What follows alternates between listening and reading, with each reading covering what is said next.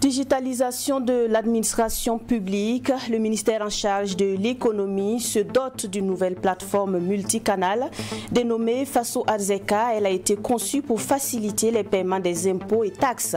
Fini donc les déplacements et les longues files d'attente. Dans l'actualité également ce soir, la célébration en différé de la Journée internationale des douanes, une douane qui concrétise ses engagements en matière d'efficacité, de sécurité et de prospérité. C'est autour de ce thème que se déroulent les travaux. En sport, nous serons avec les staffs techniques du Majestic SC et de l'AS Douane, deux clubs qui s'affrontent ce samedi à l'occasion de la 16e journée de Ligue 1. C'était le sommaire. Madame, Monsieur, bonsoir. Ce 29 janvier 2025 a vu la mise en circulation officielle du passeport de l'AES. Le président du Faso a officialisé la chose en se faisant enrôler dans la même journée. Le précieux sésame lui a été remis des mains du ministre de la Sécurité. Après le chef de l'État, le Premier ministre et le président de l'Assemblée législative de transition se sont également fait enrôler pour le passeport estampillé Confédération des États du Sahel. Bourema Amadou. Une semaine après l'annonce par le président de la Confédération des États du Sahel, le général Assimi Goïta, les nouveaux passeports de la Confédération des États du Sahel sont entrés en vigueur ce 29 janvier 2025. Aussitôt fonctionnel, le chef de l'État, le capitaine Ibrahim Traoré, a donné l'exemple en s'enrôlant pour le passeport estampillé Confédération des États du Sahel. Devant les services techniques, le premier burkinabé a suivi les différentes étapes de l'enrôlement.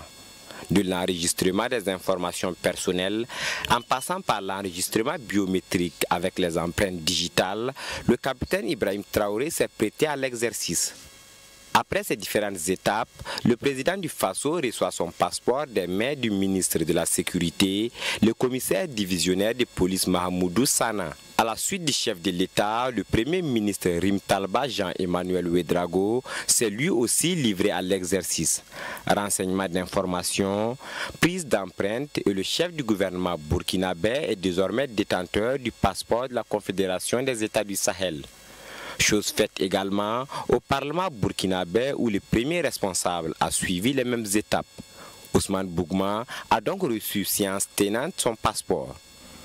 Selon l'ONI, l'Office national d'identification, le nouveau document est doté d'une puce électronique qui permet de le lire automatiquement dans les aéroports et est disponible en 3 versions.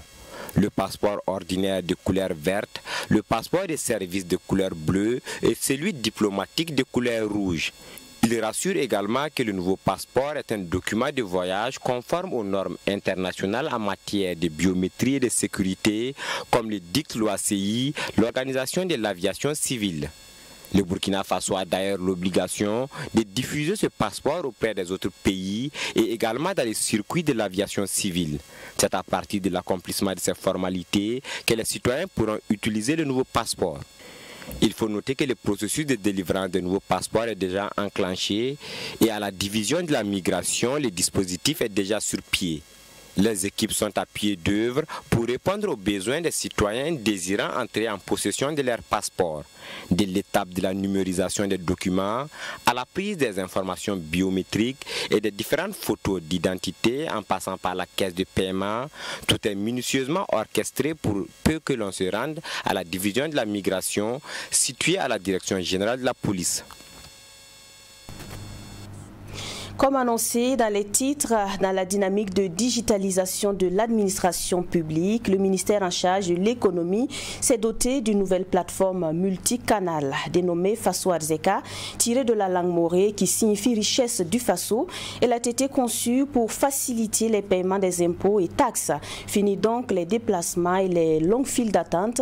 La plateforme Faso Arzeka est accessible sur l'étendue du territoire national et disponible sous plusieurs formats. Cette révolution numérique de paiement a été lancée par le Premier ministre qui avait à ses côtés le chef du département de l'économie et des finances, Sanata Seri, pour plus de précisions.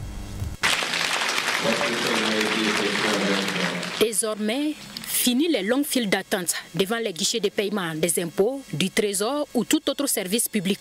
Faso Arzeka est la nouvelle plateforme numérique unique pensée par le gouvernement burkinabé pour les paiements au profit de l'administration centrale, des collectivités territoriales et des établissements publics de l'État.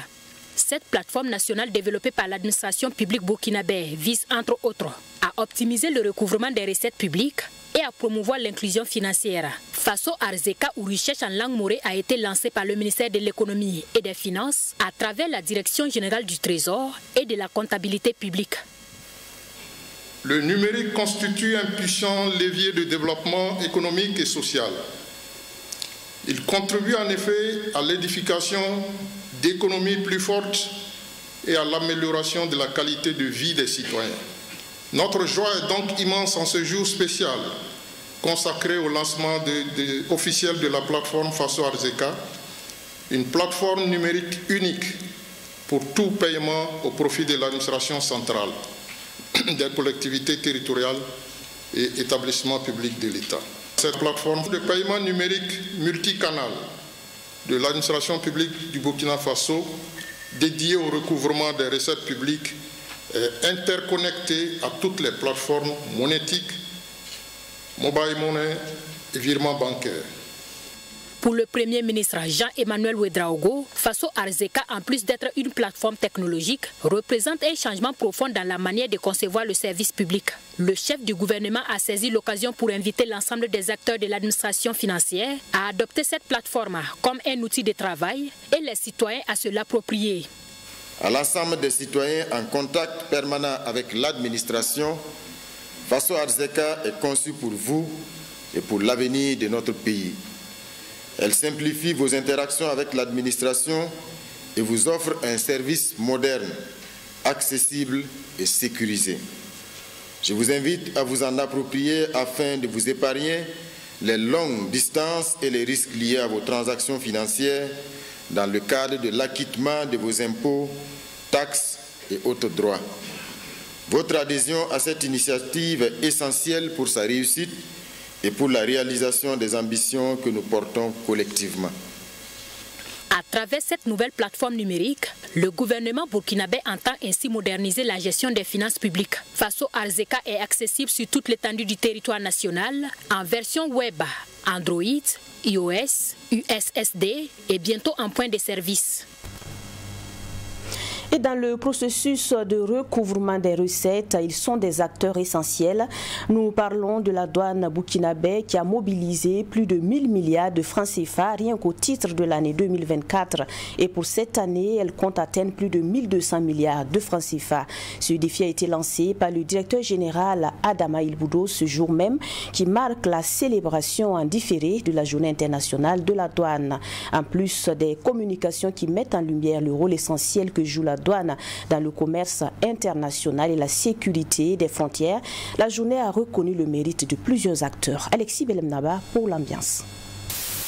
Sur un objectif de 1106 milliards de francs CFA, ce sont 1083 milliards de francs CFA qui ont été mobilisés par la Direction générale des douanes en 2024, soit un taux de réalisation de près de 98% avec une progression de 5% par rapport aux 2 années précédentes. C'est une performance présentée par le directeur général des douanes en cette commémoration en différé de la journée internationale dédiée à cette institution.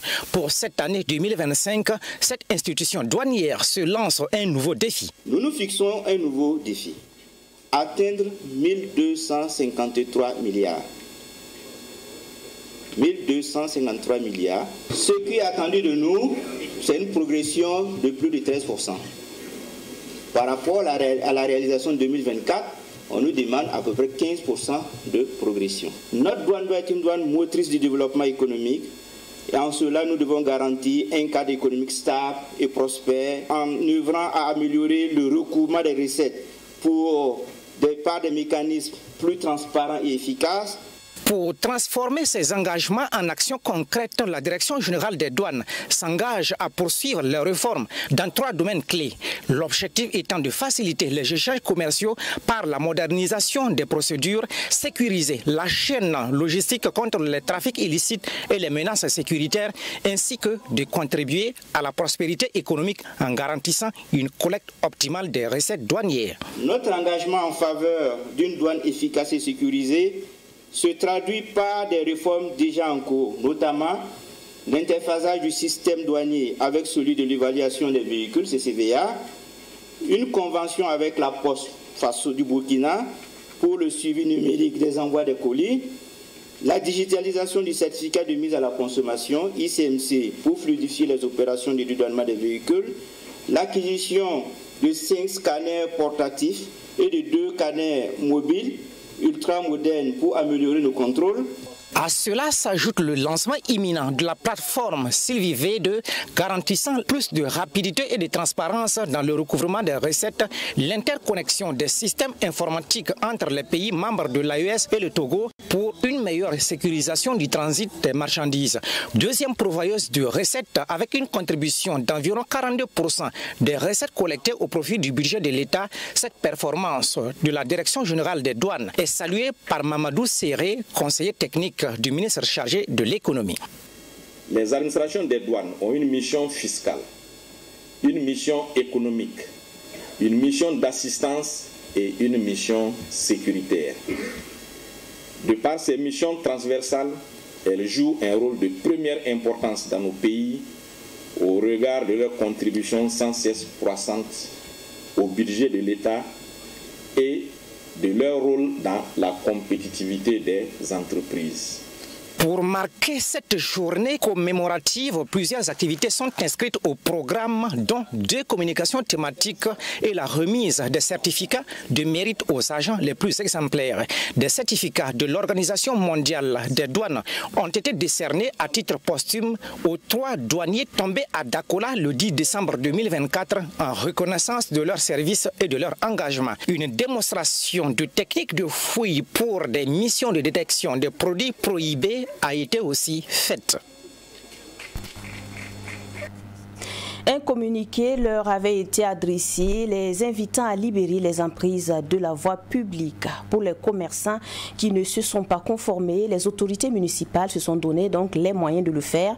Ce jeudi, la police municipale a procédé au déguerpissement des commerces anarchiques installés tout le long du marché Quatriard dans l'arrondissement 11 de Ouagadougou. Grise mine des commerçants dans ce constat de Dorothée Bambara. Ce 30 janvier constitue un jour de désolation et de consternation pour la plupart des commerçants du marché Quatriard situé dans l'arrondissement 11 de la capitale burkinabé. Suite au passage du bulldozer à cet endroit, les dégâts et les pertes sont énormes pour ces commerçants. Boutiques démantelées et articles saccagés, bref, tous déplorent avec leur dernière énergie la démolition de leurs commerces et leurs étals dans le cadre de l'opération de déguerpissement des occupations anarchiques de l'emprise des voiries. C'est vrai qu'on ne peut pas tout arranger immédiatement, mais en toute chose, il faut prévenir. Vu la situation du pays, ce n'est vraiment pas facile pour la population. Quand ils sont arrivés, ce sont nos marchandises qu'ils ont endédommagées. C'est vraiment une grande perte pour nous les commerçants.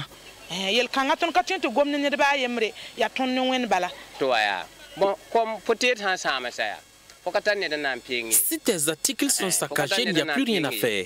On est obligé de supporter les dégâts qu'ils ont faits. C'est sûr que le fait de démolir, il y a beaucoup, surtout les commerçants qui ont été impactés. Voilà. De toute façon, on nous a fait là, on est tous surpris. On n'a pas été avertis ni rien. Bon, on est venu un matin seulement, on a vu qu'ils sont venus avec les machines et puis tout dévasté. Ça peut atteindre 800 000, 900 000. Parce qu'ils Ils ont tout cassé. Si certains commerçants ont été prévenus au préalable pour un délai d'occupation, d'autres par contre affirment n'avoir pas été avertis.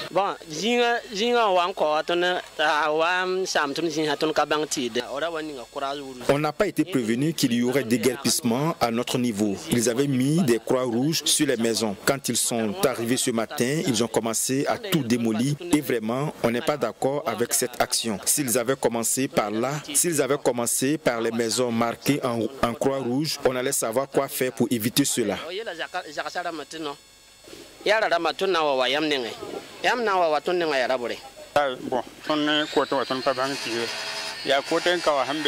Pour ce qui nous concerne, on n'a pas été avertis. C'est ceux qui sont de l'autre côté de la route qu'ils ont prévenus à propos de la libération de la voie. Ils ont commencé à casser nos boutiques avec la machine sans rien nous dire. Et vraiment, on ne sait plus quoi faire.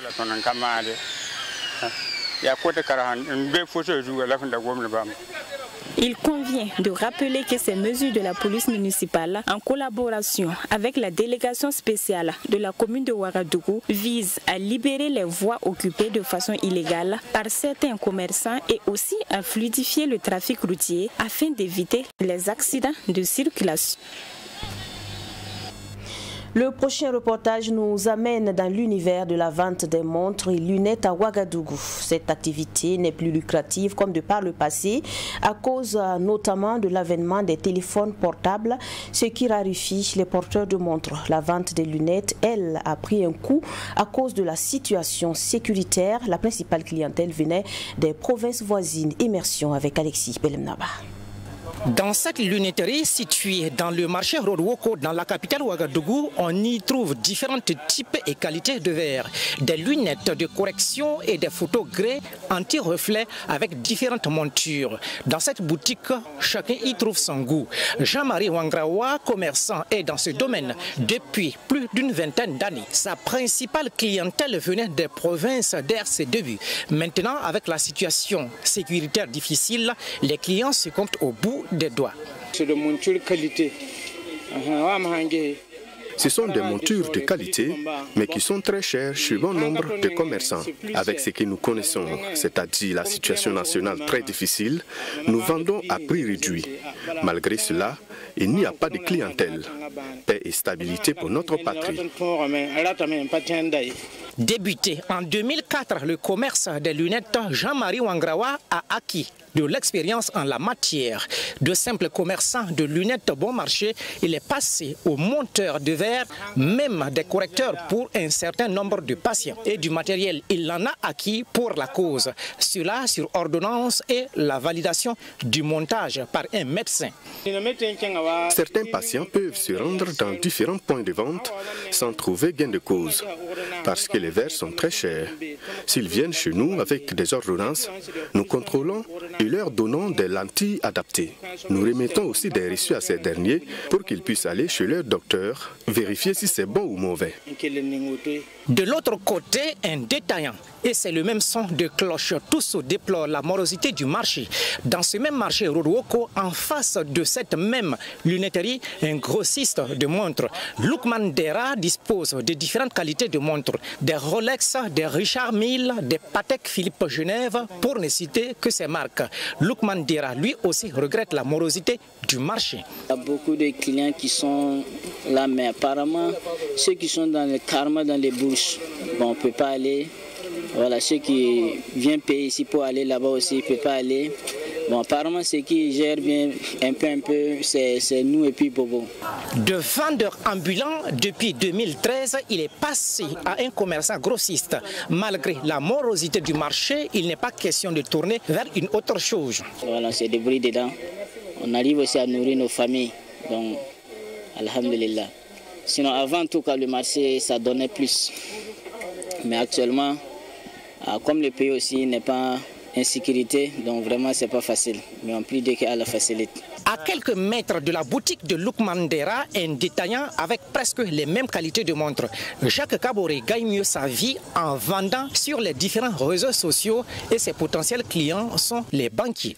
Sur les réseaux sociaux, c'est pas facile. Sur Facebook par exemple, si tu vas convaincre le client même là, c'est compliqué. Il va te demander le coin où est-ce que genre, on peut mettre dans l'eau, est-ce que ça dure. Oh, pourtant, Tu ne peux pas vendre ce qui n'est pas bon sur le réseau. Si tu vends ce qui n'est pas bon là, ils ne vont pas payer. Ceux souvent qui sont dans les banques, ils aiment les montres avec les costumes. Bon, ils aiment vraiment les montres. Sinon, la plupart des commerçants, c'est seulement pour le bling-bling seulement.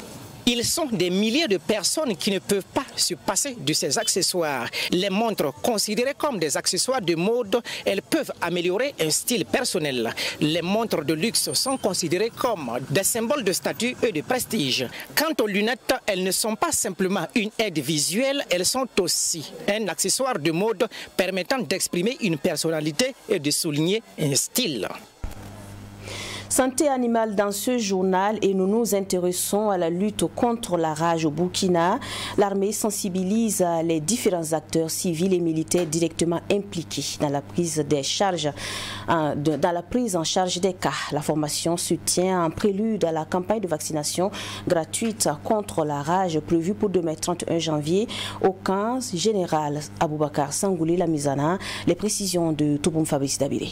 Des personnes mordues par des animaux fréquentent de plus en plus les services vétérinaires des armées au Burkina Faso. Ce constat justifie donc cet atelier de sensibilisation au profit des différents acteurs civils et militaires directement impliqués dans la prise en charge de ces cas. C'est à ce titre que nous avons invité les infirmiers des centres médico-militaires, les médecins-chefs des centres médico-militaires, mais également des acteurs du ministère de l'Agriculture et ceux du ministère de la Santé pour échanger autour de cette thématique-là et pouvoir sensibiliser tous ces acteurs-là pour la prise en charge des cas de morsure.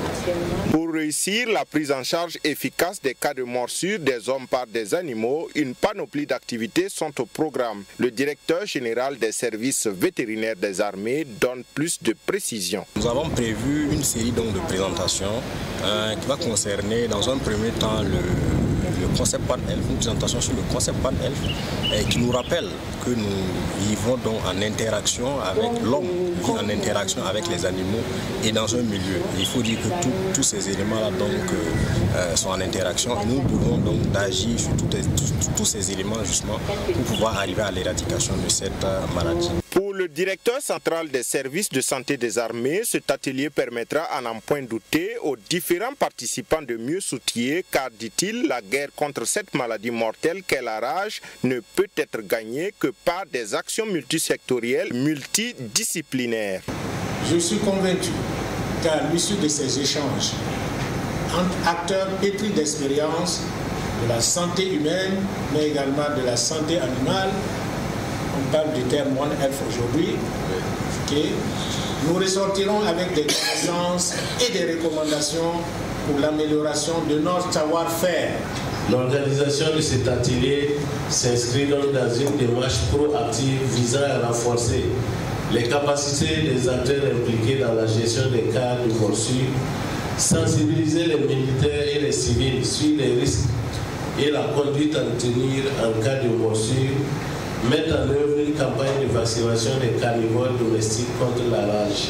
Il faut noter que cet atelier de sensibilisation s'inscrit dans le cadre de la stratégie globale en vue de l'éradication de la rage au Burkina Faso. En marge de la tenue de cet atelier, il est prévu une campagne de vaccination gratuite contre la rage ce vendredi 31 janvier 2025 au camp général Aboubakar Sangoulé Lamizana. Cette activité entre dans le cadre de la campagne de vaccination de masse gratuite menée par le ministère de l'Agriculture, des Ressources animales et halieutiques. Elle concerne le personnel de santé, civil ou militaire et les animaux de compagnie tels les chiens, les chats et les singes. Et on termine en sport, 16e journée. Les phases retour de la Ligue 1 débutent ce week-end. Des grands matchs sont attendus et celui qui va sûrement attirer l'attention des amoureux du football est le duel Majestic SC et AS Douane. Ces deux clubs se retrouvent une semaine après leur rencontre en match retard de la 15e journée des phases allées. Ils dévoilent leurs ambitions dans cet élément de Yacine Sawadgo. Ils seront de nouveau aux prises une semaine après le nul en phase allée. Majestic SC reçoit la AS Douane à Zignaré ce samedi pour la première journée des phases retour de la Ligue 1. Les académiciens de Saponais sont 9e du rang à la moitié de la saison. À la clé, 5 matchs nuls, 5 victoires et 5 défaites.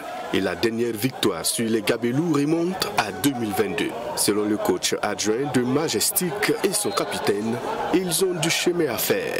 Tout doit être corrigé pour mieux affronter les douaniers ce samedi. Je crois que c'est l'inconscience peut-être des jeunes joueurs qui sont montés, voilà, puisqu'ils ne sont pas constants.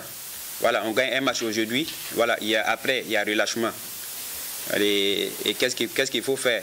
Voilà, donc si l'équipe n'est pas constante, on ne peut pas enchaîner des victoires. C'est difficile pour qu'on puisse peut-être se classer en haut du tableau. Mais maintenant, comme c'est les phases de tour, voilà, donc on a essayé de corriger certains points clés, certains aspects, voilà, qui nous a coûté peut-être cher dans la phase aller. On va se donner à fond, voilà, on va se donner à fond et dans la détermination et tout, avec la confiance et l'envie pour essayer de faire peut-être de gagner, ne serait-ce pour revenir encore au score. On compte l'aborder avec beaucoup de sérénité et de concentration. Vu le match qu'on a joué, le match en retard qu'on a joué face à l'AS Douanes le jeudi, bon, je peux dire que c'est avec beaucoup de regrets, voilà, qu'on ne soit pas sorti avec la victoire. Voilà. On aurait voulu gagner ce match-là, mais bon, ça ne s'est pas fait. On a pris un point. Je pense que c'est pas mal. Mais je pense que le match de samedi-là, on va tout faire et puis tout donner pour pouvoir sortir avec le gain du match. L'AS Douanes, championne sortante, peine à trouver sa force de frappe. Les Gabelous occupent la 6e place avec 21 points à 8 points du premier. Il faut vite remonter la pente et oublier le nul de la semaine d'avant, selon l'encadrement technique de l'AS Douanes. Je pense que même au match aller, on venait pour gagner. Voilà, c'est vrai qu'on a pris, on a été cueilli à froid par un but sur coup de pied arrêté. Et en tout cas, l'objectif était de gagner. Et même si à la fin, on s'est en sorti avec un match nul. C'est toujours le même objectif au match, en phase de retour. Donc nous venons avec pour objectif de gagner le match. Je crois que ça sera vraiment un match ouvert, tout comme on connaît très bien le Majestic. C'est une équipe qui ne ferme pas, c'est une équipe qui ne joue pas en bas, c'est une équipe ouverte qui joue les matchs à fond. Nous aussi, nous sommes une équipe aussi, on joue toujours les matchs à fond. Je crois que ça sera vraiment une belle opposition. Je crois que ce match-là, beaucoup de choses vont se passer. Majestic SC AS Douanes, c'est ce samedi au stade municipal de Zignaré à partir de 15h30. Dans les autres matchs, l'AS Sonabel reçoit la SEC de Koudougou au stade municipal Issoufou Joseph Konombo ce vendredi.